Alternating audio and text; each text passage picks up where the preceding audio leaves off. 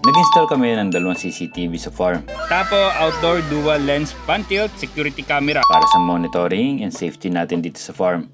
Mas maganda yung pag detect pa rin itong tapo. Pero ngayon, Wi-Fi connected at plug in na siya sa 220 volts power source para mas stable at mas magandang klase. Ganda. Tingnan nyo naman kalinaw niyan sa umaga at kahit sa gabi. So ito yung ating CCTV.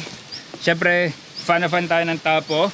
Tapo outdoor dual lens pan-tilt security camera. So ito yung kanilang Tapo C545D. Ang limitation kasi pag ang gamit ko ay yung solar CCTV, ang limitation nun ay mas maganda yung pag detect pa rin itong tapo. So goods na goods ako sa tapo para sa detection. Kaya setup natin ito, temporary setup lang muna kasi hahanapin natin ng pwesto na dalawang camera lang ay masasakop na ang buong farm. Kaya may dala akong dalawang mahabang extensions.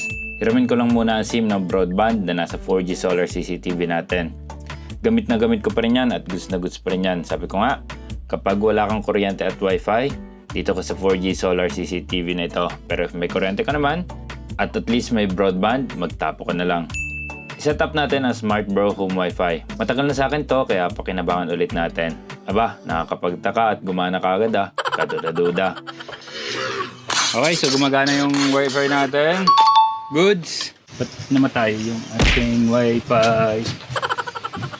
Siyempre nga, alam na maggumana agad, di naging madali masyado. Aray ko. Papahirapan muna tayo niyan. Biglang ayaw gumana ng home wifi dahil ata ibang power supply gamit ko. Kaya tinry ko itong sa CCTV mismo at gumana naman. Sinetap ko na CCTV natin at nag-connect sa Tapo app. Ito kasi ay sa cellphone mismo mag-view at madadownload ang mga footages. Kaya kailangan ay connected dito. Itong Tapo C545D, dual lens ito. Isang nakafix sa taas pero naiikot yan at naiitungo at tingala ng kauntian din ang camera pero mano-mano. At isang nakakapag-rotate ng 360 degrees na controllable sa Tapo app. Outdoor camera ito kaya waterproof. Ganda. Napakadali naman niya i-set up. Plug and play na rin ito kaya DIY lang. Hindi mo kailangan ng installer. Pag nagpapagawa ka lang sa bahay, ensure mo lang na may outlet sa sulok-sulok ng taas na pader mo. Para sa ganito, hindi na makalat tingnan na may extensions pa. Mano-mano muna gagawin ko sa pag-check ng angle. May mahabang extensions naman tayo. Tao muna ang poste ko for today's video. Habang hawak nila, tinry ko kung may high blind spots pa. Pero dito, medyo decent na.